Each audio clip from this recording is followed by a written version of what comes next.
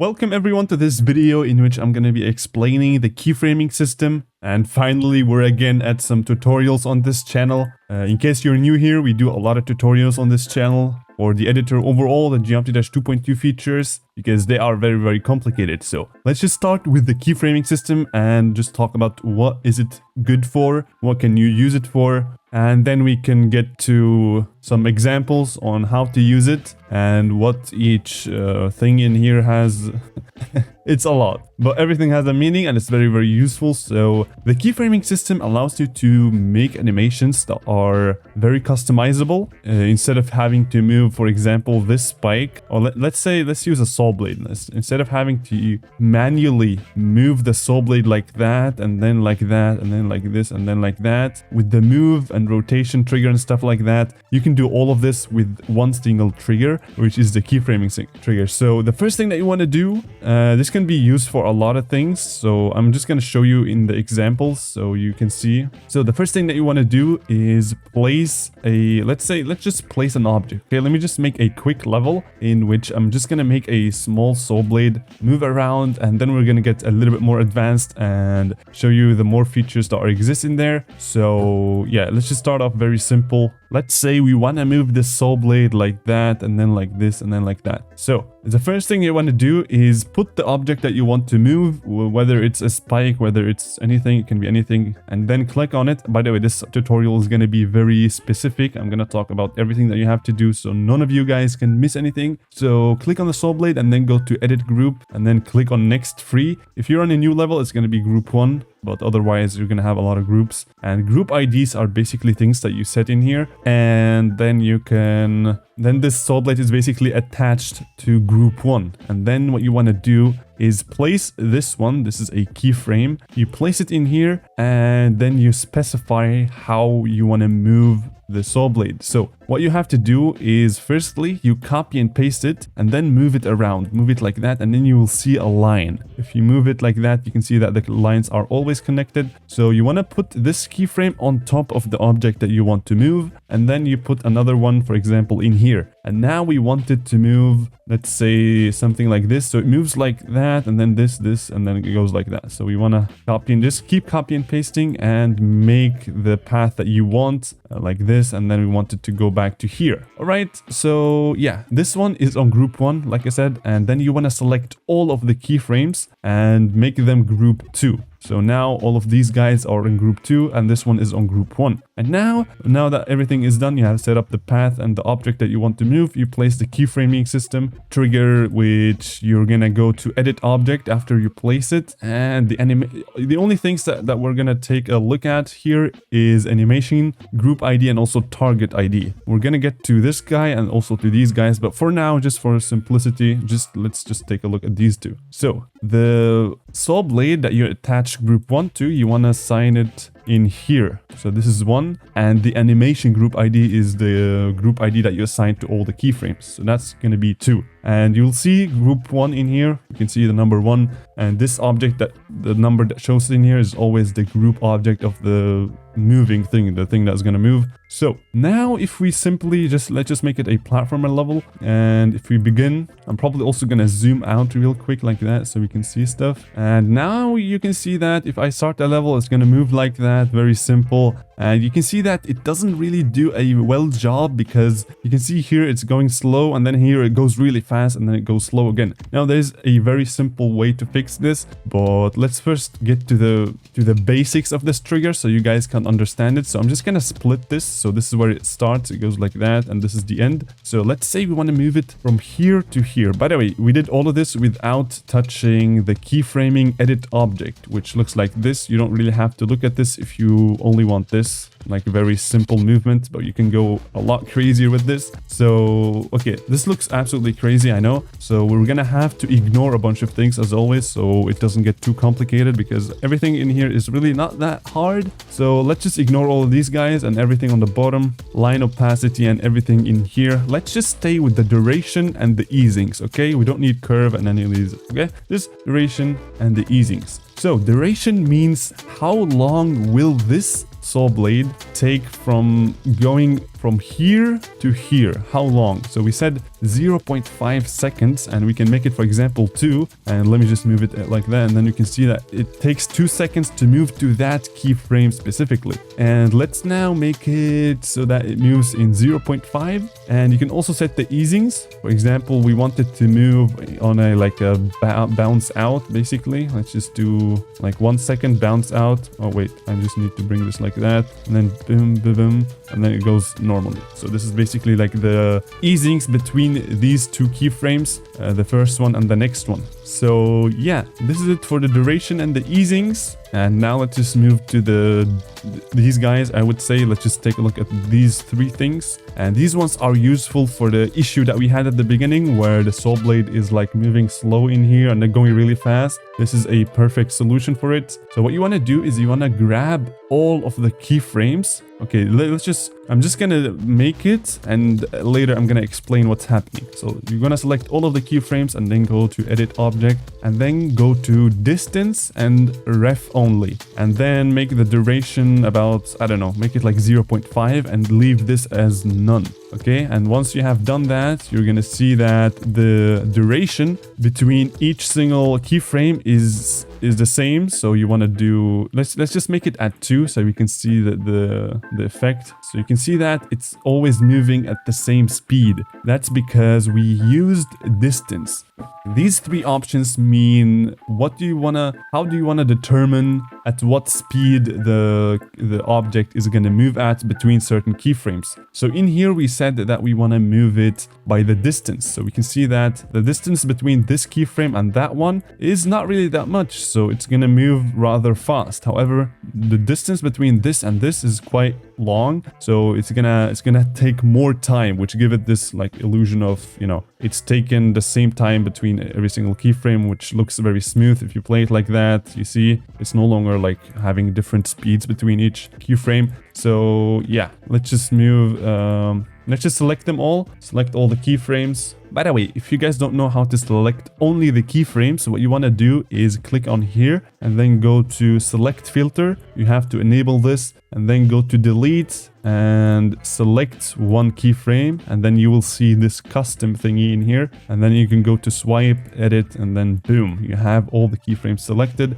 And once you're done, you just have to click on none again in delete. So this is like a very easy way to select all of the keyframes. Just a quick tip in here. So yeah, let's just continue with this. By the way, if you want to use even or time, you have to also check ref only. Now, I'm going to explain what this really means, this ref only, in a bit, but let's just now stay simple and go to even. So time, we have seen what time is. Time is basically the default option. Basically, the time it takes from this to this keyframe, you set in here. And once you select all the keyframes and go to even, this number is going to be ignored when it comes to different keyframes. However, this duration is actually important when it comes to how long it's gonna take for the whole animation. So what does that exactly mean? Let's just for now set this to 1 second and select all the keyframes, of course, and go to even, make sure the ref only is also enabled, and let's just start it like that. And you're gonna see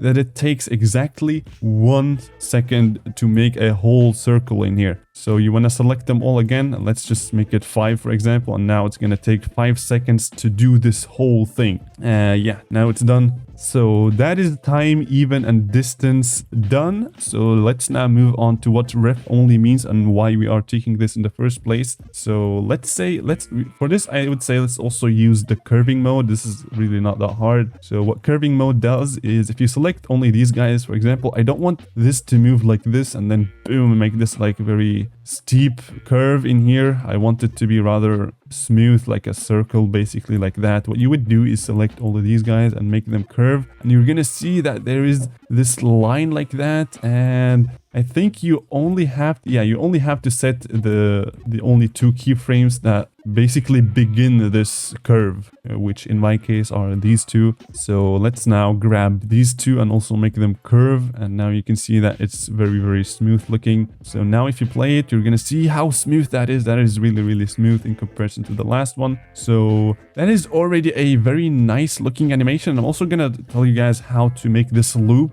in a bit. But for now, let's just stick with this. And you can see that it's working very, very fine. However, you can see that in here it's taken too long. So again, just go to distance instead of time or even. And now you can see that it's going to be a lot smoother. However, you can see that it's also taking like a very sharp turn in here. And for that, you can just make everything a curve. And this is going to lead to some issues because, you know, this is the way how curving works. So for example, look at this line in here. If I change the duration, the line is also going to change. You see how the line is very annoying in here? You see how it goes like that? This is because of the duration in here. And you can set it manually. So now we have it at 10. So you just have to play around with the duration value to get the perfect flow. But I would personally just leave everything as it is and just select the distance and ref only. And only select the keyframes where you really want to have a curve. So in my case, it would be something like this. And now we have the curving, the time, and all of these guys done.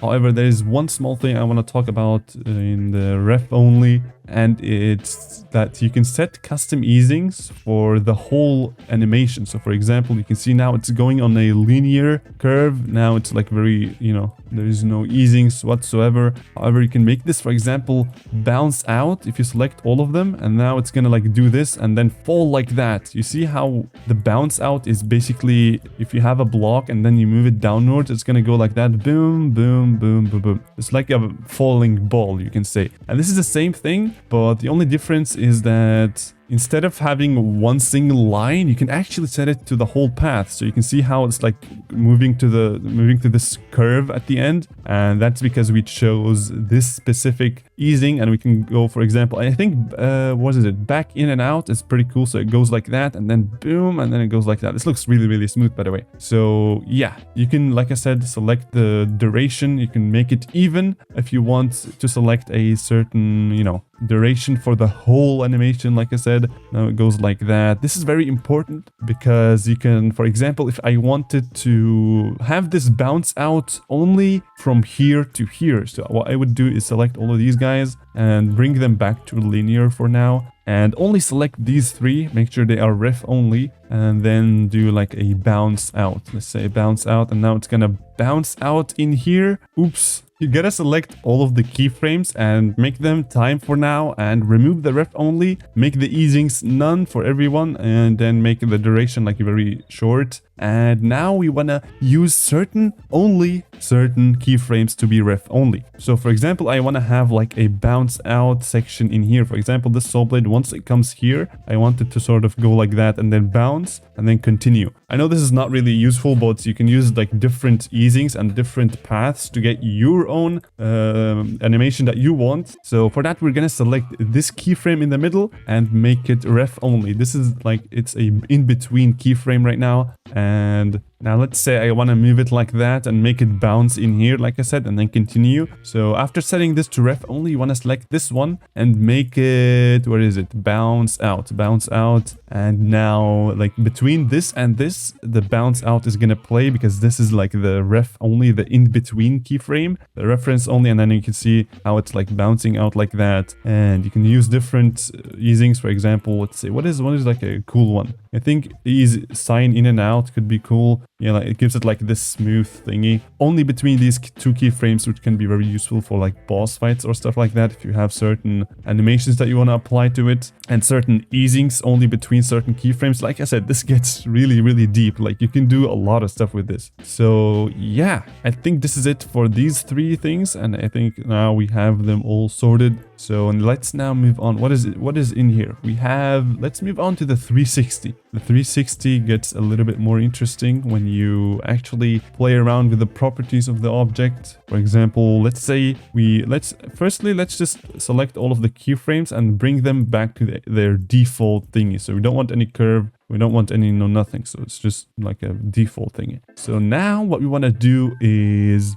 we want to play around with the properties of the keyframes, which is also going to change the properties of the saw blade when it arrives to that keyframe. So for example, I can make this, actually I'm going to make this, I'm going to completely remove this object and use a spike instead, because a spike can be seen better when it comes to rotations and stuff. So yeah, make sure to remove this one and add another object, for example, and you also have to like set the group ID, and here I just used a spike, and now you can see that the spikes also isn't moving like that. And now we want to make, let's say I want to make this one bigger, and now you can see that the spikes actually gets bigger when it arrives here. And now we want to make it, for example, always point towards where it's going. So you're gonna have to select the keyframes and make them be facing towards that direction, like that, for example, and make sure that, yeah, this one should be like that, this one should be like that, and this one should be like that. Yeah, and now you can see that it doesn't work at all, because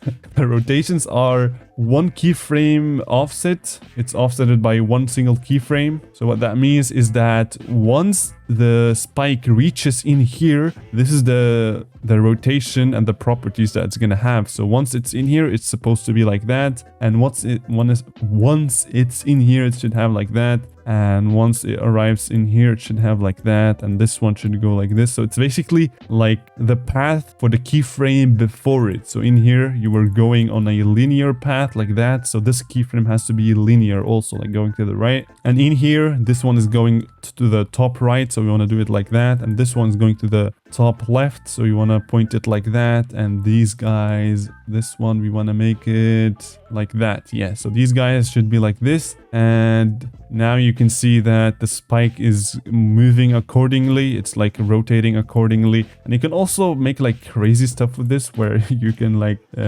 give them different scales for every single keyframe and go absolutely crazy with this. So yeah, I'm just gonna let this for you guys. You see how like it always applies the properties of these keyframes. So I'm just gonna bring them all back to normal. So now you guys know exactly how you can manipulate or change the properties of your animation object depending on the properties of the keyframe where it arrives. So that's that. I wanted to talk about this one 360 and counterclockwise and clockwise, and what that means is basically, let's say, so this spike right now is, I would personally just bring these guys back to normal so that we don't actually get lost, because this is getting a little bit complicated, I'm not gonna lie. So let's just bring them all back to normal, and then we have the basic animation. So now let's say I want to have this saw blade, this spike go like that. However, I also wanted to like completely make a different turn like that. So if you do like this, if you like rotate it a lot of times, you can see that nothing is gonna happen. This is because the rotation is not really, this is not how rotations work. You can only have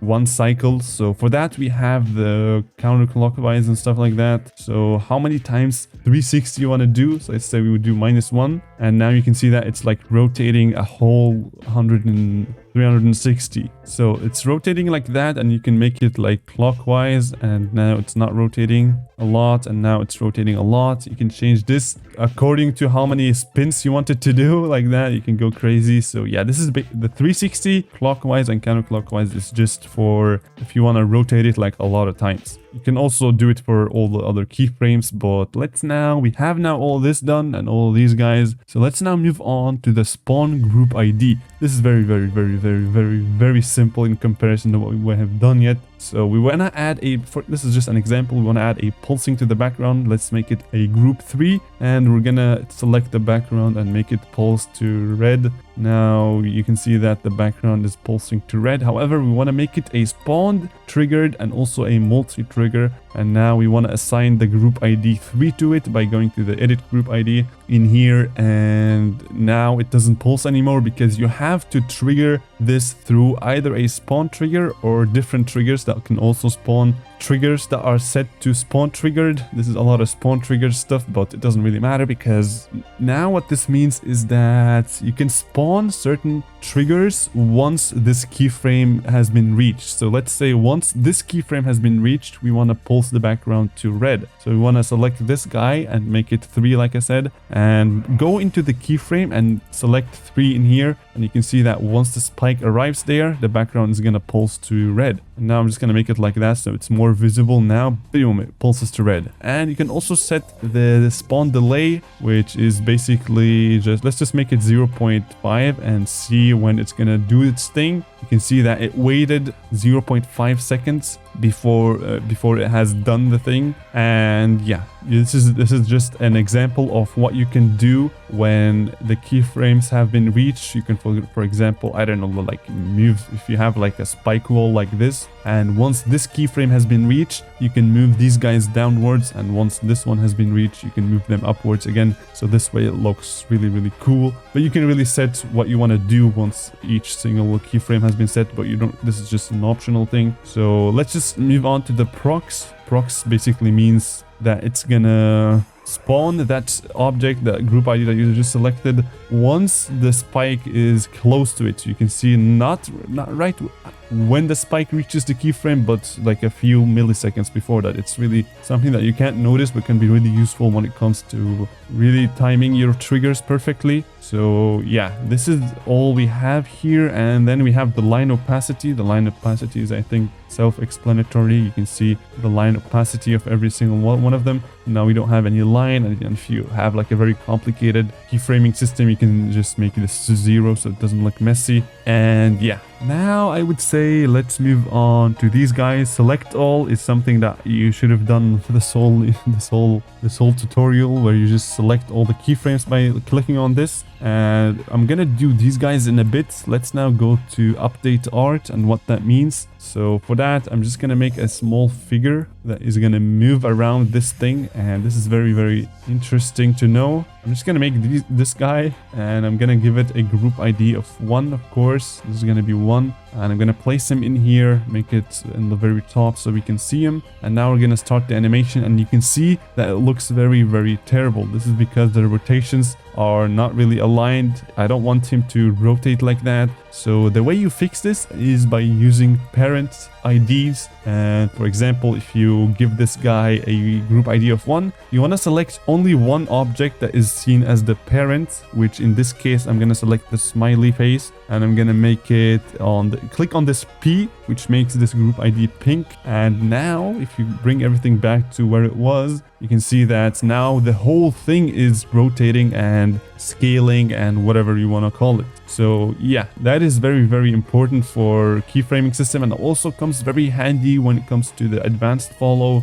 and many other triggers. This parent thingy is very, very important. So yeah, we have the P in here selected to the smiley face, and what this can also be used for is if you want to preview the art, if you actually want to see this guy moving around, you can actually do that. And you're just gonna go here and select all, and what you want to do, wait, actually firstly, the very first thing you gotta do is select the very first keyframe. This is the very first keyframe, and select the group ID to be 1. This is selected to be, you can see that this thingy up here only exists for the very first keyframe. This is very important. So in case you guys don't find it, you guys go to the first keyframe and click on 1 in here. And now you can see that if we select all of the keyframes, go on preview art and then update art, you're gonna see that we have, instead of these keyframes, we actually have this guy that's gonna move around in a bit. So yeah, now it's very, very, yeah, I don't really know. I'm just gonna align him perfectly so that the animations are perfect also. And now you can see that it's perfect. The way he's moving, he's basically moving right towards these guys. So we can, for example, like place him. Let's say I place him in here, and then you're gonna go here, and then you go up there, and then you go down there. And then you can also like copy and paste between the keyframes, which could be really, really useful. Let's say you just want to move him like that, and this is not gonna really look smooth because he's gonna basically move through the block, but it doesn't really matter for now. So yeah, this is preview art, very, very important and very, very helpful when it comes to very large objects. And you can do this for like a train. If you want a train to move, you always have to set a parent in here. a parent as the object and also assign it for all the keyframes. And every time, for example, let's say this is the system in here. Let's say I want to add another thing to it. Let's say I want to add this guy and make it like this, for example, like this is his belly or something. So now you can see that the art has not been updated, and this is very simple. You go to select all and then update art, and you can see that this guy is again in here and everything has been I don't know how RobTop even managed to do this. This is very, very customizable, but yeah, this is the preview art, and we have a closed loop. Closed loop basically means if you, okay, firstly, I'm not gonna preview the art anymore because this is really, I can't really tell which object is the real one. So let's just move on to the basic stuff. Let's just make them the normal keyframes. And now let's just place this guy in here. And now let's say you don't want to have this, but you rather want to have like an open path where it doesn't go back to the normal path again. So let's say if you play this animation, you of course want to have your object on there so that the keyframes positions are perfect. And now you can see that it's going to stop there. However, you can select all of the keyframes and make them a closed loop, and you can see that the line has been automatically drawn, and this way it goes back manually. So I should have done this from the beginning already, because now I only have one keyframe at the beginning and also at the end. So that is very, very, very, very cool. And the reverse order is very self-explanatory. We are almost done with this keyframing thingy. We have the reversed order. This is very self-explanatory. It just goes to the opposite direction basically, and yeah, it does it like counterclock. I don't know, like it's just the opposite direction. So if your thingy went that way, it goes the opposite way. Very self-explanatory in here. And yeah, I think this is everything that we have. Also, I don't know why, but this one doesn't go to 1. You like have to manually set it to 1, which is kind of annoying. And now it's 199. What is going on? But yeah, this is it for the keyframes. And now we want to go to the keyframe animation. And you can, like I said, there's always a parent, and you can make the parent a different group, for example. And for that, you want to select it in here so that the system knows that this is the different one. So yeah, let's just bring the animation back to like it was, like a very basic animation. But let's now mess around with these guys, and you can see that there are a lot of options in here. Let's say the mod time is 0.5, and this is what's gonna do is it's gonna divide. Yeah, this is the exact opposite of what I initially thought. I thought it's gonna make it like 2 times slower, but this actually makes it 2 times faster. So it's basically dividing the speed by the value that you put in here. So if you want to make it 2 times slower, you want to input 2 in here.